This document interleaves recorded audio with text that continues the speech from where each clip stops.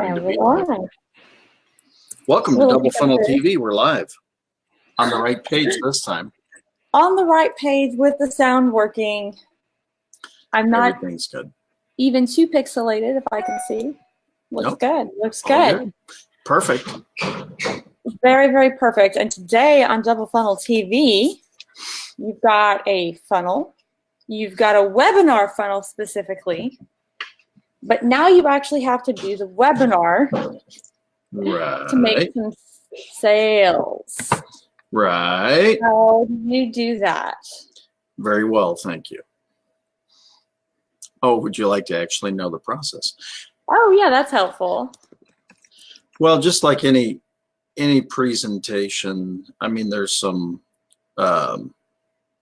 fundamental things that you need to know.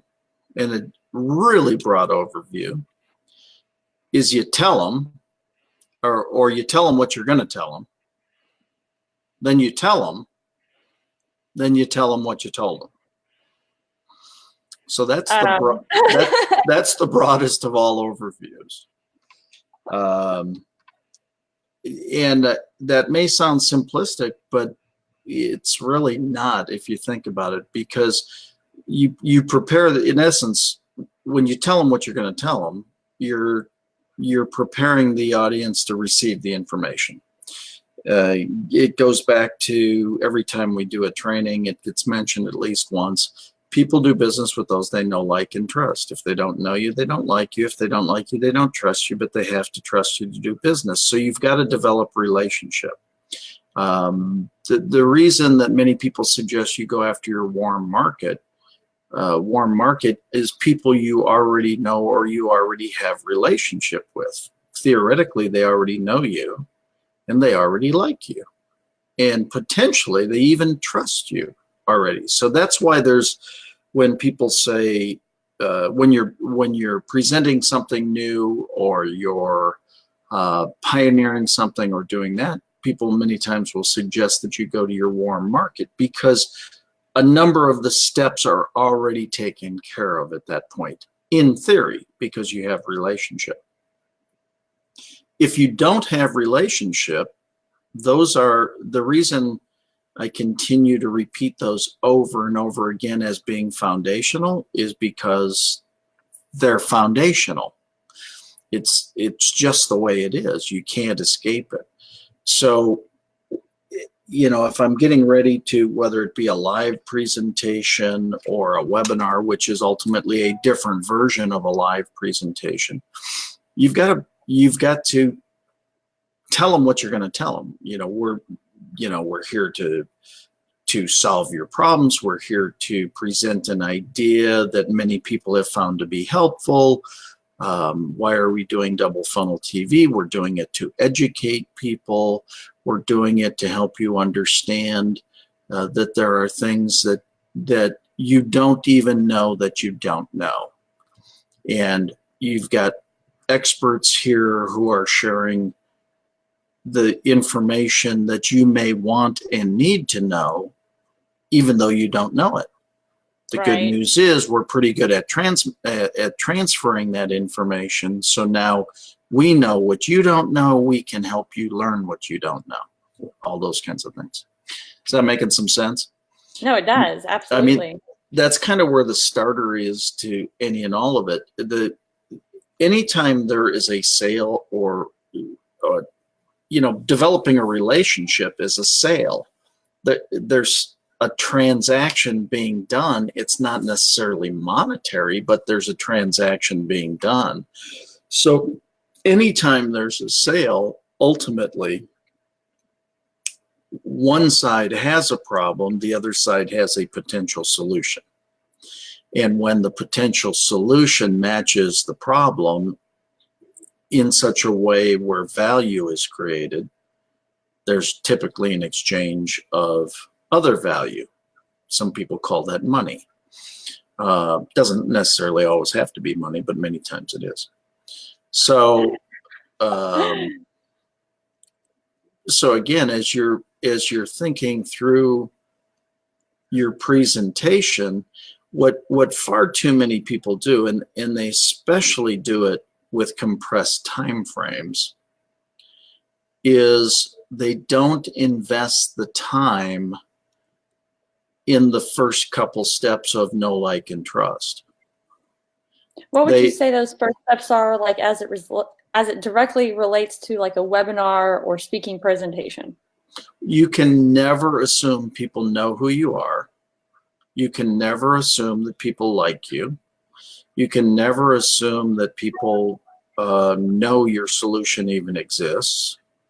See, anytime you make the assumptions, it's kind of like, in some of the other trainings we've talked about how I've said start at a 5th grade level and you can always go more technical. Oh yeah. Okay, the reason for that is very simple. If I start technical and I blow over the top of your head, if I use all sorts of terms and all sorts of things that you don't understand, you'll pretend you're with me, but you won't really be with me, not because you're pretending, because you're not really with me. I've talked in language that you don't, I mean, literally you don't understand. It's okay not to understand things.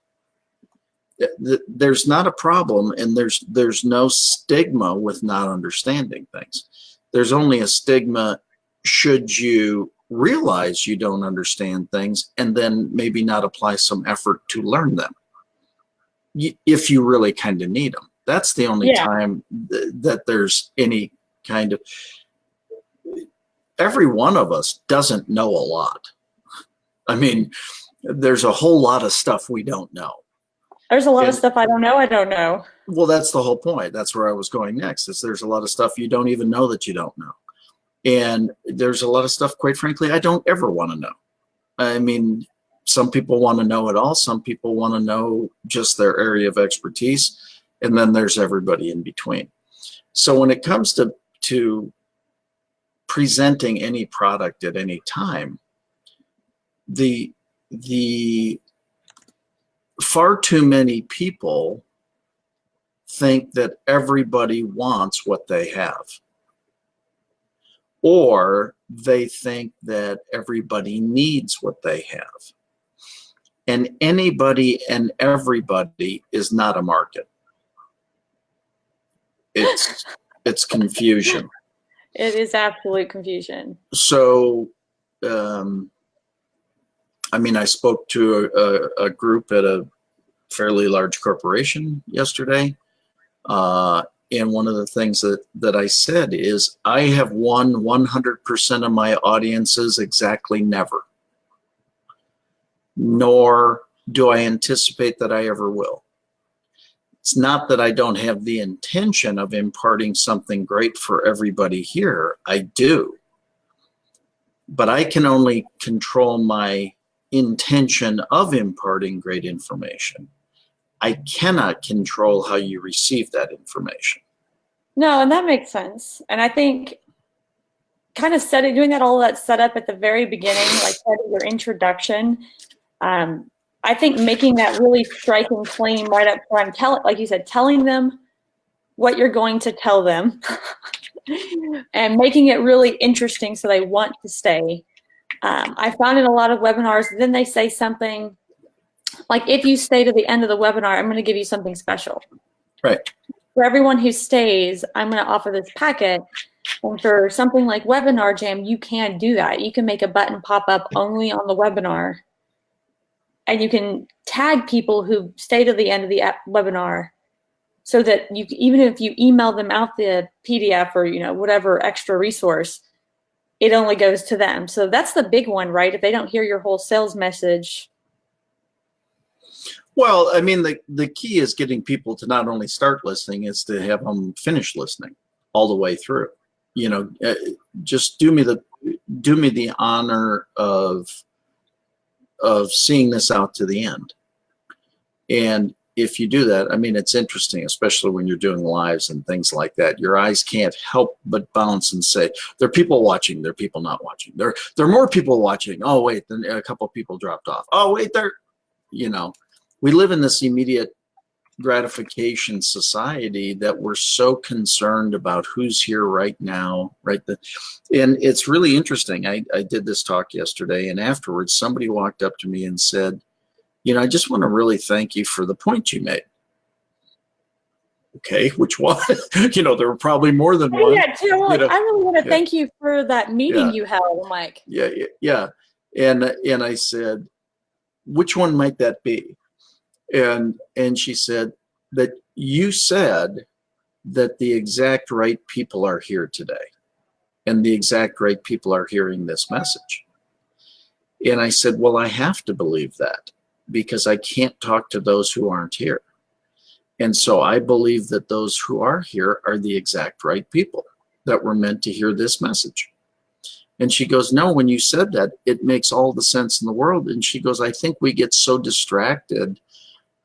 We look at room size and, oh my God, more people aren't here. And more people haven't watched this or more.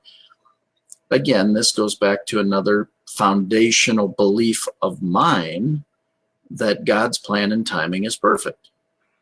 And so therefore, I cannot believe that wholeheartedly and believe more people should be watching this right now. The exact right number of people are watching this. So, I mean, I can believe one or the other, but I can't believe both at the same time. So my choice is I believe that the plan and the timing are correct, that everybody is in the right place, and therefore my actions, and I work diligently on this, is to have my actions be consistent and congruent with providing the very best I can 100% of the time. Because I'm really good at a lot of stuff, but I suck at reading minds. I cannot tell. You can't read minds? No, I cannot tell you who's exactly going through what, or what piece of information exactly will make a difference for that person. All I can do is have a high intention of putting good material out there and encouraging them to grab onto that piece of information and then use it to satisfy their needs, wants, and desires. It's the only thing I can do. And too many people work to absolutely control the outcomes. And when you work to control outcomes, what unfortunately can happen is manipulation techniques, misstatements, untruth, all sorts of things like that, right? Uncomfortableness, all sorts of different things. So again, if when you're preparing your thought process, if you go from a broad overview, tell them what you're going to tell them what you told them. So if you take that back, it's the preface. Let me preface this for you all. Now let me tell you about this all. Now let me recap and summarize this for you. It's just it's a different way of saying that. Tell them what you're going to tell them what you told them. And but understand, if you come in from a place of humility and from a quiet confidence in your offer, who you are, what you are, how you do it, the quality with which you work, all those kinds of things, then once again, presented properly, the right people will do business with you. And if somebody chooses not to do business with you, okay, while you would prefer it potentially to be different, it is what it is. It is. Sometimes you just have to acknowledge. And I thought it was really interesting yesterday. So when we talk about how many times you need to have a touch with a prospect right before they'll buy, we've always kind of been using the numbers that came out of traditional marketing and sales, where it was very much belly to belly and over the phone because it had to be, right? And it started at it's going to be 3 to 4 touches to 6 touches to 8 touches. And then they said 12 touches. There was a study that came out that said you're actually closer now to more like 24-30, but that is the big touches. That's like the actual email sent, that's the actual webinar, that's the actual times you pick up the phone. But in reality, especially for slightly higher ticket sales, when you start talking $10,000, $20,000 contracts, there are 200 micro touches where they've Googled you, where they've researched you, where they ask about you, these little things. That's amazing. Yeah. So there's a study that came out of Notre Dame not long ago, and it's a tremendously valid sales study. And what it said was 24% of all salespeople stop presenting after the first attempt. Another 12% stop after the second attempt. Another 14% stop after the third attempt. Another 12% stop after the fourth attempt. So what that means, if you do the math there, 94% of all salespeople quit in the fourth attempt or sooner. Okay? Why is it important? The study also went on to say that 60% of all sales happen in the fifth attempt or after. And I think that or after is a big one. Yeah, and so the point is that means, again, this is just called math. If 94% have quit, that means only 6% are pursuing 60% of the business. So as an example, I'm working on a deal right now that I've been working to put together for 18 months. And people, sometimes when I say that, they're like, well, that sucks. It might, but if that's what it takes, that's what it takes. This comes back to today's activity does not determine today's volume. Today's activity determines volume 30, 60, 90, 18 months from now. Today's volume was created by what you did 30, 60, 90, or 18 months ago. Today isn't about today in the sales biz necessarily. Now, I get everybody wants to put, I meet you, I want to say like, do you want to buy?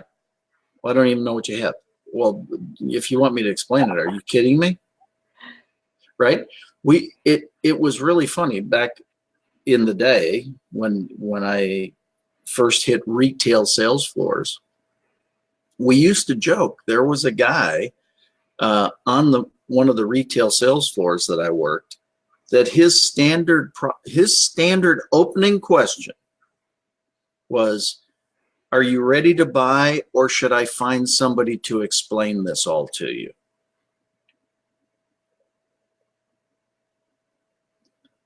That's pretty harsh. I'm not suggesting it was the right way to do it. I'm just suggesting that was his style. So I don't know if that would have come across very well. Well, it didn't. Oh, I can assure you it did not come across very well. But the only thing, if he had to really apply any effort, he wasn't interested. I didn't say it was the right way to do it. I didn't say it was a good way to do it. I'm just saying it was a way that somebody did it.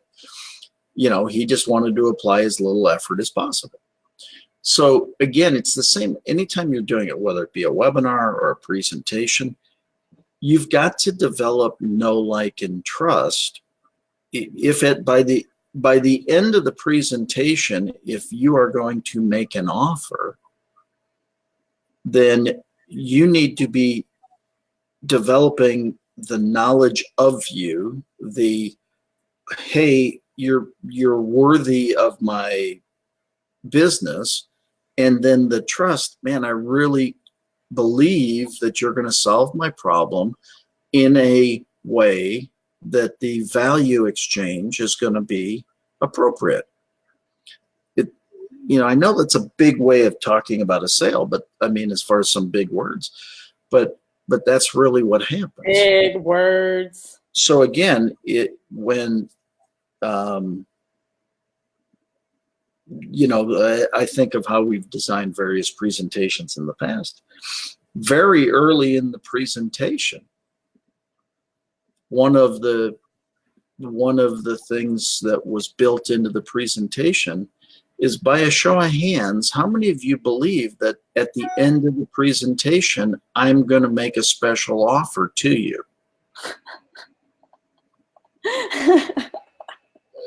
And then my response to that is, for those of you that don't have your hands up, go ahead and raise them, because I'm telling you I'm going to. Why wouldn't I work to solve your problem if I'm going to solve your problem all the time I'm up here? Why wouldn't I offer you the solution at the end? Makes sense. So do you understand instead of having people sit there and go, I wonder if they're going to offer me something, or I better just kick out of this thing and not listen, because boy, I'll tell you in the first 5 minutes, I'm going to offer you something. Now, whether you choose to take advantage of it or not, that's up to you. But understand that I perceive that you have a challenge, or you wouldn't be here right now. I perceive that I have a solution to that challenge. I'm going to suggest to you throughout our time together why my solution may be a pretty good choice for you. And then I'm going to offer it at the end, and we'll discuss it further. Would that be okay? See, if I get your permission, it's a whole lot different than you sitting there going, I'm telling you I'm going to offer you something. I'm not trying to hide it. See, this is about trust. If all of a sudden I spring it on you, we tend to hurt our trust that we've developed. But if I tell you I'm going to offer a solution at the end, it's going to be right for some of you. It may or may not be for others, and that's okay. I like that saying it. I know that we went to one with Ryan Dice, and Ryan Dice always makes an offer. So you feel like you already know, right? But on this particular one, he happened to have a weird situation where another company had leased out a hotel space. And we've talked about that before, how expensive leasing out that hotel space is, where you can give presentations to. And he just had nothing else to do with it. So he decided to do a special thing for members and have them fly into Austin, and people did. And he kept it small, just like he said he would. And he's like, and I'm not selling anything. Told us he wasn't selling anything. We're like, well, that's interesting. But there came a point, he gave a presentation. He was like, y'all know I was lying. But see, the only place that was happy for it, though. Well, but the only place you can do that, see, he's already got the trust. He's already got the relationship. These are the people who came to that particular event. These people would have been at, level 7 or 8 on that customer value journey. Well, that's what I'm saying is I still don't know that I would have done that, because I don't ever, why, and I get there's juxtaposition, and but there's a lot of different things you can do with juxtaposition, right? I'm lying. So, I mean, the positioning of that. But there are other and better ways of doing that, because I don't want to stand in front of, when I'm the perceived expert, or when I'm the stated expert, or when I'm the people that I'm the person that everybody in the room assigns to be the expert. As an expert, I don't want to stand up in front of you and you go, well, I was just lying to you. I think this one came more from, they didn't necessarily, I think they kind of came up with it last minute. It wasn't really ready for prime time. It was more like, we're going to do this thing. You can be the first.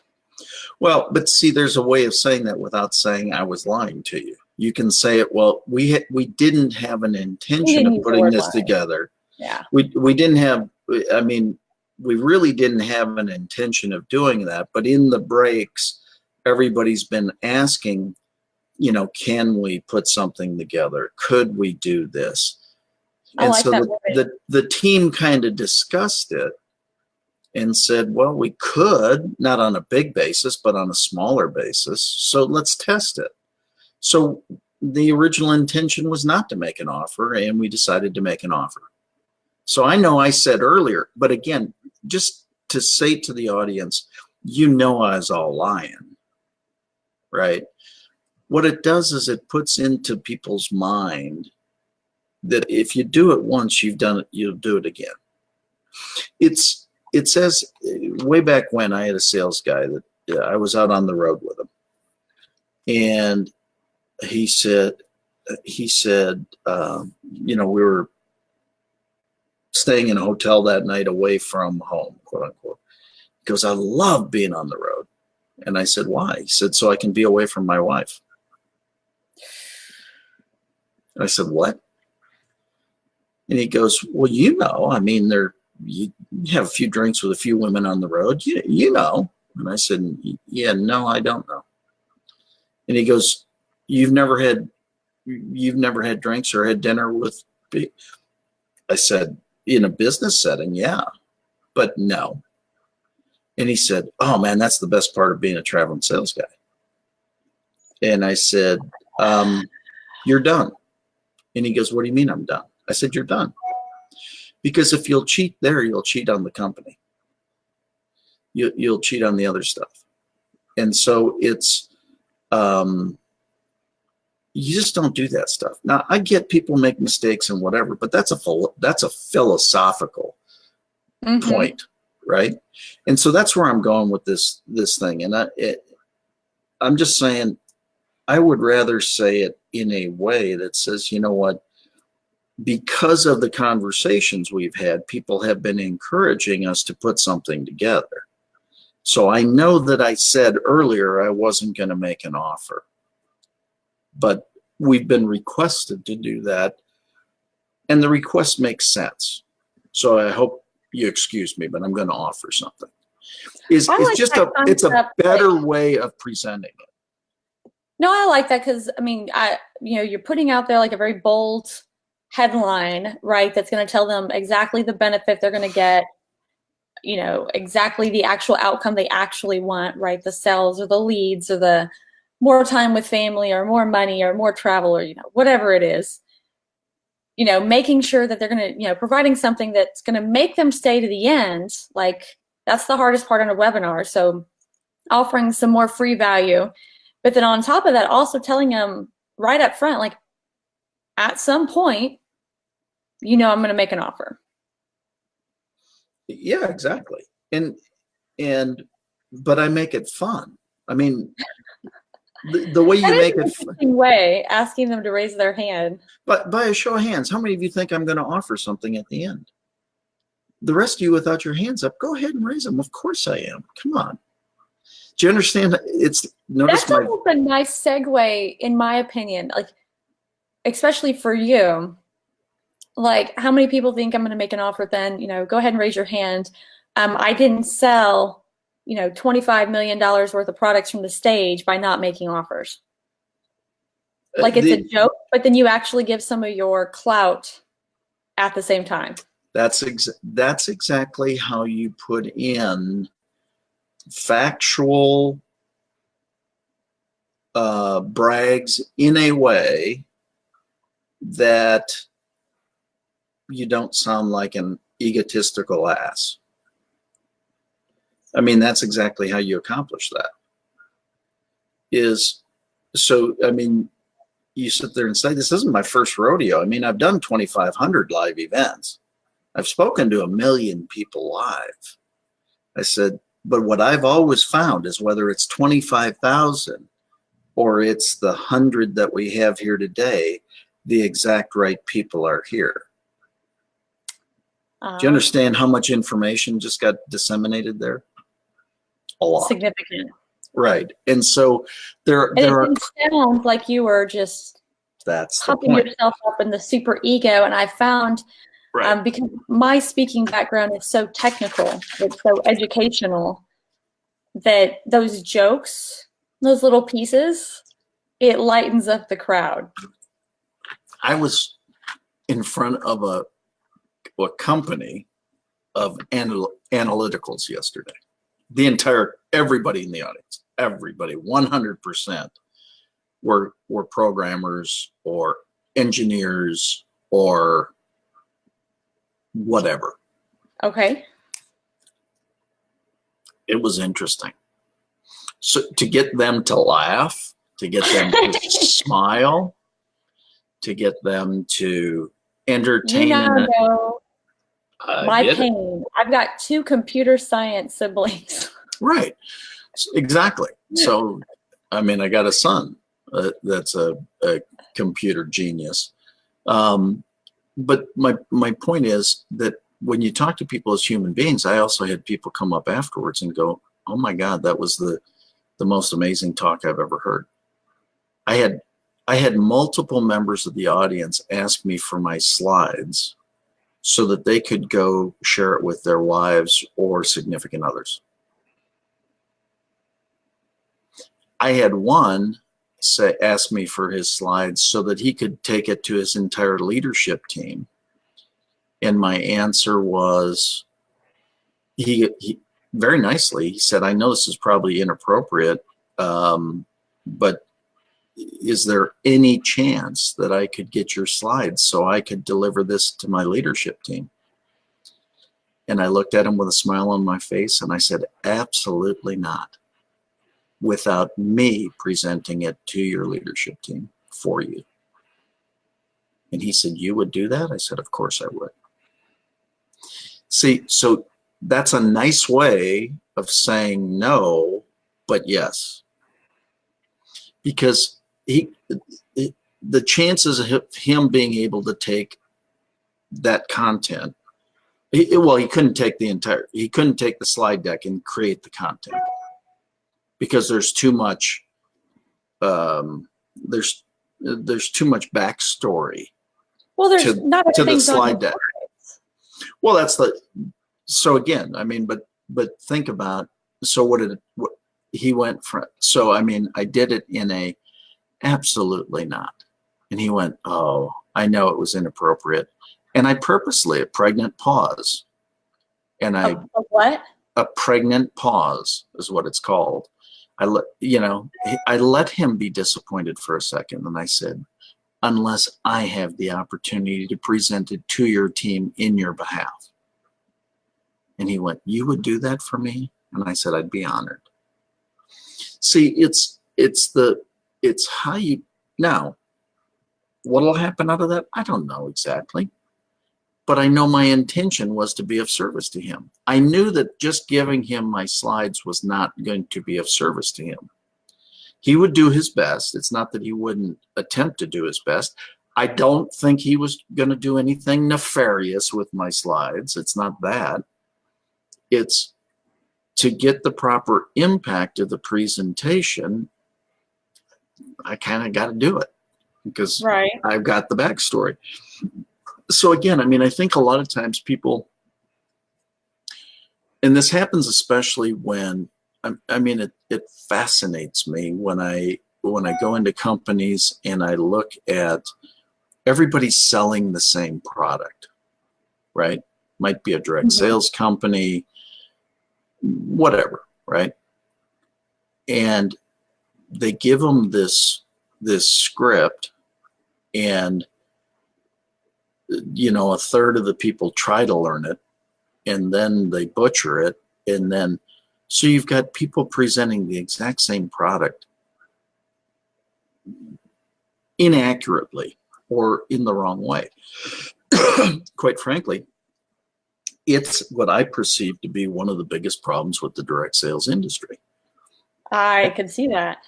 I mean, and it's because the approach so many times is, "Hey, Jena, I mean, I don't know what you're up to, but man, I'm doing something, and man, I'm going to make $1 gazillion at this. Would you be interested in saying how you could make $1 gazillion? And nobody's ever asked you if you even, I mean, you might have all the money in the world. You may or may not. Either one is whatever. But the And point, some of them will actually get angry at you, like you're like, I'm not interested. And they're like, what? You don't like money? well, that's I call that caveman style selling. Bang them in the head, drag them back to the table. And yeah, you don't like money? No, I'm a complete idiot. Thank you. Appreciate it. I think it's funny, like it's become a thing in digital marketing when you offer a pop-up or something to customize the buttons and says one like, send me my money maker now, and the other one says, no, I hate money. That I find a little funny. Well, but it's not funny, it's offensive. It's manipulative. Manipulative. Because you know, I think I find it, I don't know, I find it funny online. No, it's an so insult. It's an insult to my intelligence.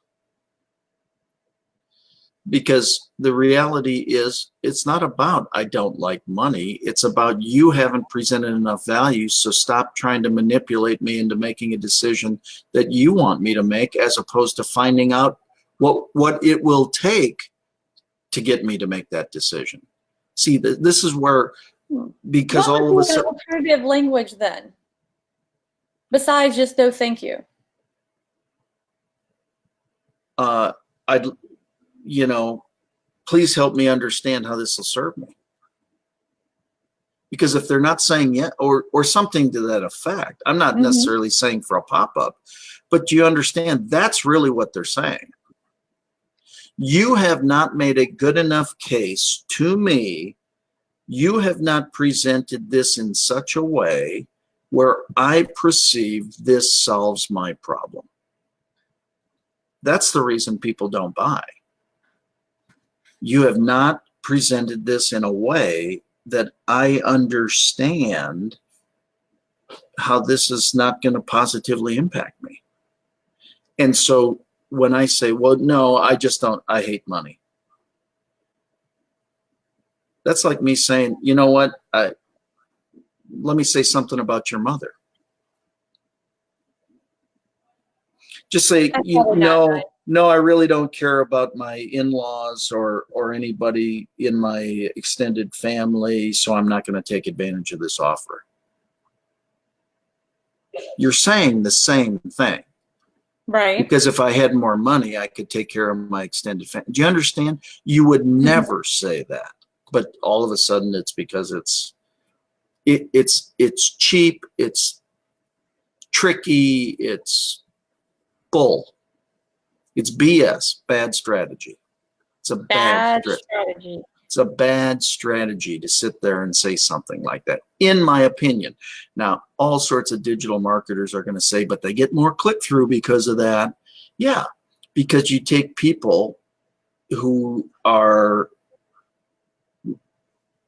manipulatable and you've just manipulated, but it doesn't mean they like you now. You just broke trust. You understand? If you do that, you just broke trust. And if it takes trust for me to do business with you long term, okay, so you got my $27 because by God, I like money. But screw you if I ever open the box or ever open the email you send me for that $27. And oh, by the way, I'm going to unsubscribe from everything you ever do. I'm never going to use this piece of crap. You got 27 bucks out of me. God bless you. Have fun. But I'll never do business with you again. Right. What are you gaining?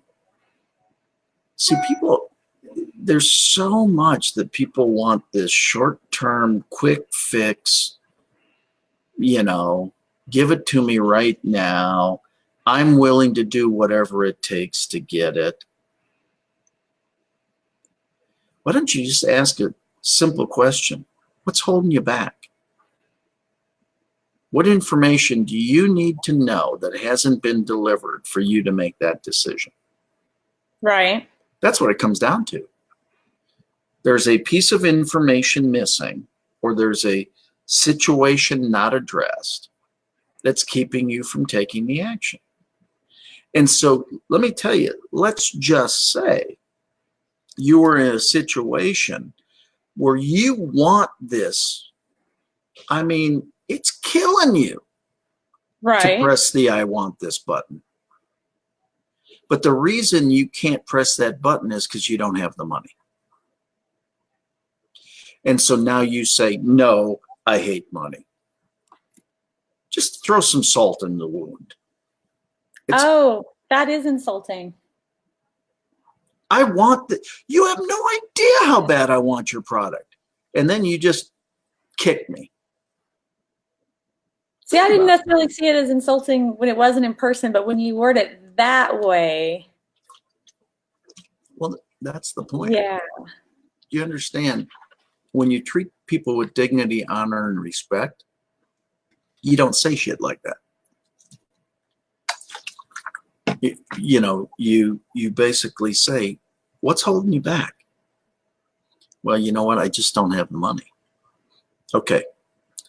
Totally understand that. Happens to people. Things happen. So let's walk through this. Would that be okay? Gosh, you mean you're going to talk to me even if I don't have money? Sure.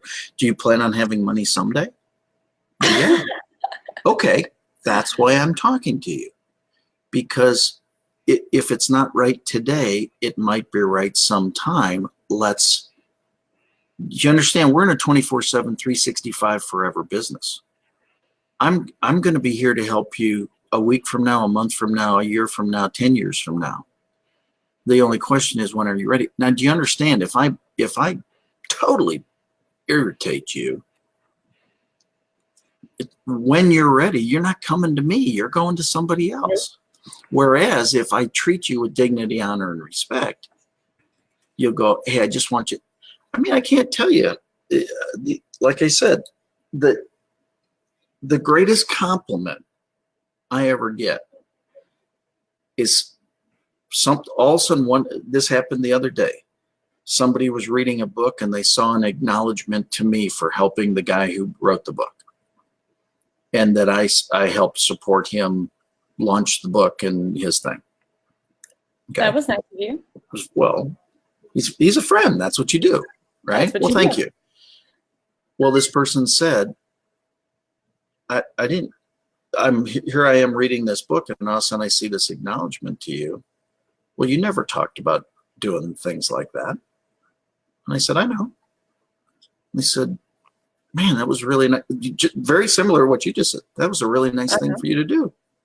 Well, thanks. Isn't that what friends do? And all of a sudden they said, God, we want to do business with you. Okay. Do you understand how much selling do I have to do when we build know, like, and trust to that level where they find something outside of your presentation that says, you're pretty freaking awesome. And the husband, it was actually his wife that read this, and then went to him and said something nice about me to him. And his message to me was, he relayed the conversation and then said, I wish she felt that way about me. And I said, she does, and she can. All I did is support him, right? Because he's a great guy. So the point is that you don't always have to be jumping up and down going, I'm the best. This is, in the speaking industry, it's what drives me nuts. It's all you sound like you're speaking from a very strong personal place. Well, I am. Because the people who stand up and pound their chest and, follow me and I'm the best, and look at the picture of me I'm sitting inside a G7. Yeah, it ain't like one you own. Do they make a G7? Aren't they all even? G6, G8, G. Anyways. No. But, here you're sitting in this Gulfstream because I fly private all the time. You don't fly private all the time. I said, you don't own the plane, you don't fly private. And then look at the Lambo and and the Ferrari. I just let me show you the picture of me in front of these two cars that I don't own, that I rented for the day to get this picture. It's such bullshit.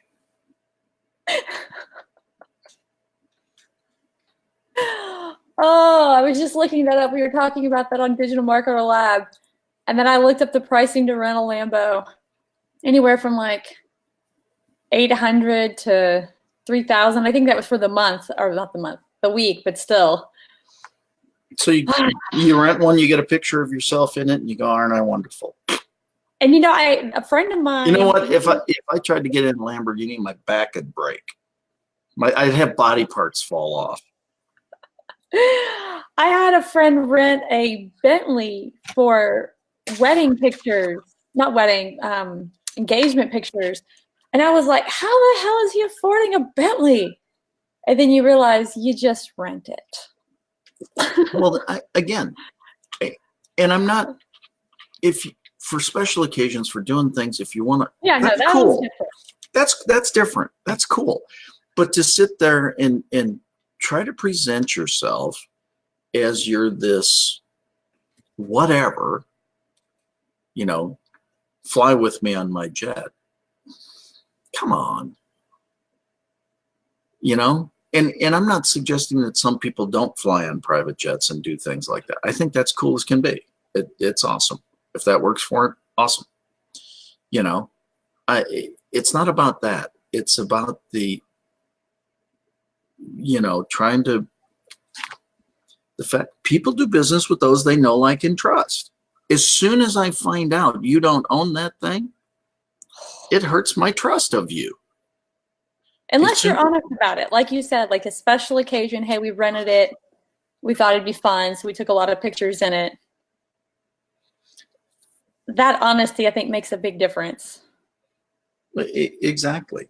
There are people who have,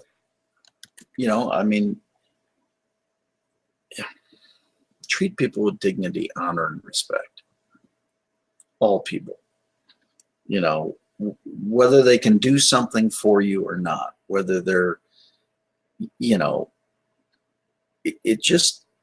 the right thing to do. So again, when you, in all these presentations, it would be like saying, because this part of what we're talking about here is presentation creation, right? Mm-hmm. For webinars.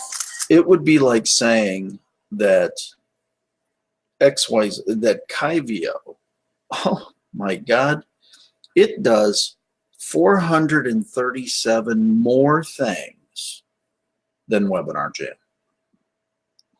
And it does 862 more things than Kartra. And it does, well, if it doesn't do those things, you've just lied. Well, and I'll give you a good example. So speaking of Kyvio, I had a very, not frustrated, but that same feeling that you're kind of like you're talking about. They don't do that. They always want to be very upfront with what their program can and can't do. But a competitor on like these lifetime deals, they went and pitched a product that was a competitor to Kyvio, and it made it look, it had the best sales page, and it had the best email follow-up, and the best marketing, and the best webinars, and the best little doodly videos. And it said it did all this wonderful magic. And by the way, even though it's, you're going to have this massive email list with unlimited everything, it's this one lifetime cost of, I don't know, $67, right? They made over $300,000 with that launch. It was garbage. Garbage. So the good news is they made $300,000. The bad news is the most they'll ever make is $300,000. That was actually their second launch. Or whatever. You know what I'm saying? You know what I'm saying, but that's just it. That's the part I think that really upsets people who do business like Kyvio the right way. Right. Is when you see people out there doing it the wrong way, and they do it over and over again. They just come up with a different product that's poorly programmed. Well, understand there are speakers who do things with quality, with class, with dignity, with honor, and there are those who might not. Mm-hmm. So yes, I understand the frustration, right? People say, I can't believe you're talking me out of the sale of your product. Well, the product's not right for you. And they're going, but how do you know? And I said, well, I've done this long enough to know it's not right for you. They go, we can't believe you that you're doing that. And I said, because it's about creating a relationship with you for the rest of our lives. It's not about today. Now, that hasn't happened a lot. I'm not trying to suggest it does. But Yeah. I have done it when it was not the right thing to do. That's what you do. You don't just take people's money to take people's money. There's got to be an exchange of value in the process. If it becomes too one, it doesn't matter whether this is life or business or whatever. If it's too, I mean, I taught this principle yesterday. Relationships are not 50-50. If you bring two trees together and you lash them together and call that a bridge, I dare you to walk over that bridge. 50-50 doesn't work. It's not very strong. But if it's 100, 100, and then lash it, it's impenetrable. Well, wait a second, Scott. How does 100 and 100 equal 100? Well, because not everybody is giving 100% all the time. Give 100% when you can. Have them give 100% when they can. Whenever it's less than that, it still matches. But the point is, well, I'll get taken advantage of. Okay. I didn't say do it forever. If you're giving 100% and they're giving 0, do it for a period of time and then go, this isn't working. Because that's not strong either, because now the weak part is over here as opposed to up on top, right? So the point is, just think of lashing relationships together. Where do they become stronger? They become stronger as they start to come this, right? Mm-hmm. The whole strength of all of this gets stronger. So no, it's when they first start, you hope to get here. I mean, you hope to get to 50-50. Right. But the chances are they're never at 50-50. Somebody's always giving a little more. Somebody's always taking a little bit more. But it's an inherent goal and desire to get there. And so it's the same thing when you're presenting your product, whatever that product might be. If people are not taking advantage of your product, how do you know if they're not taking advantage of your product? They're not buying. They're not spending money with you. Right. Well, the reason they're not perceiving value. I mean, that's what it comes down to. No, and that makes great sense. And I feel like, especially with webinars, they'll do one and it won't go well. Maybe people show up, or they don't show up, or maybe people do and they don't buy, and they get very frustrated and they're like, webinars don't work. But their offer was bad for the webinar. Like even the offer to get to the webinar was bad. Right. They don't have a list to work from. They don't have any notoriety. No one knows their name. The ad was bad. The copy was bad. The landing page was bad. The actual webinar itself was terrible. Your audio was bad. You had no idea what you were doing. You looked scared. You reeked of desperation. And it really is about consistency.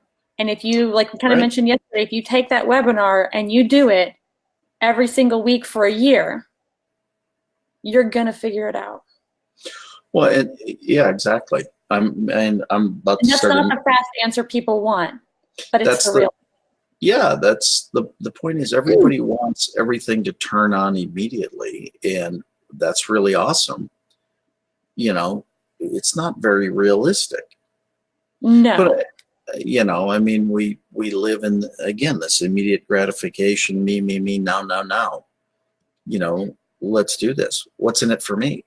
It's like, whatever. I mean, it's interesting. Out of yesterday's presentation, there'll probably come 3 different speaking events because of people just walking up and going, I just really appreciate the way you presented that. And I said, well, thank you. I said, the only thing I want to do is do more of it. And they said, well, would you come speak for us? Sure, I would.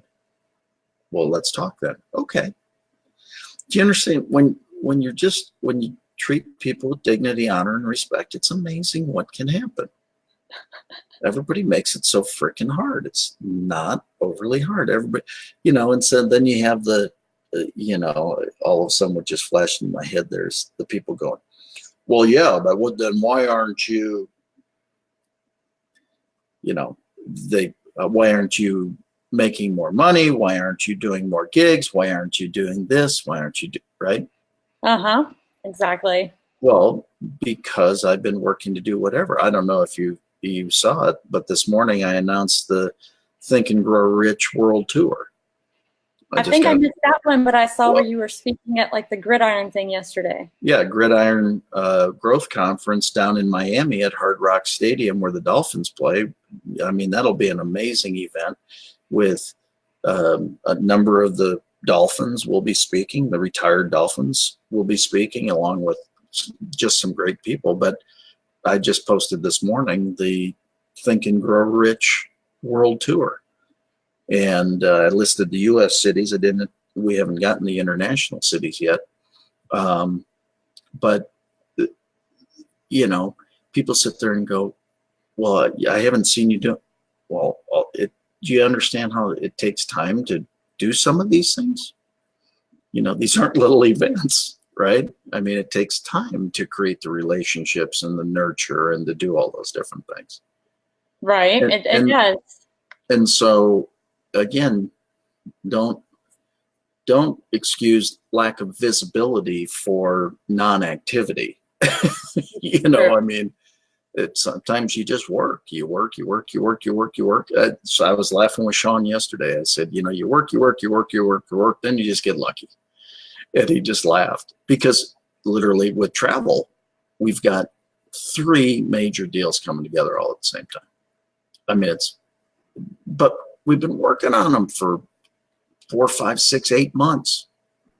And all of a sudden, wow.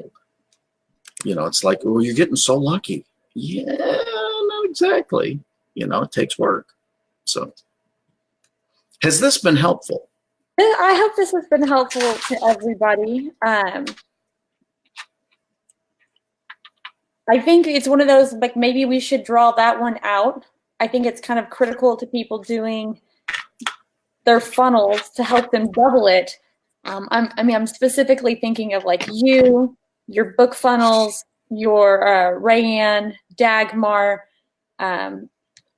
I don't know if we'll ever get David into it. I'm listening to some of our members, and I even think about some of like the brick and mortars. I remember William, who does photography, but he does it for businesses. Right. You can do it doesn't have to be a 2-hour webinar. It can be 30 minutes. Right. But to be able to show somebody what makes you different from the other person is amazing.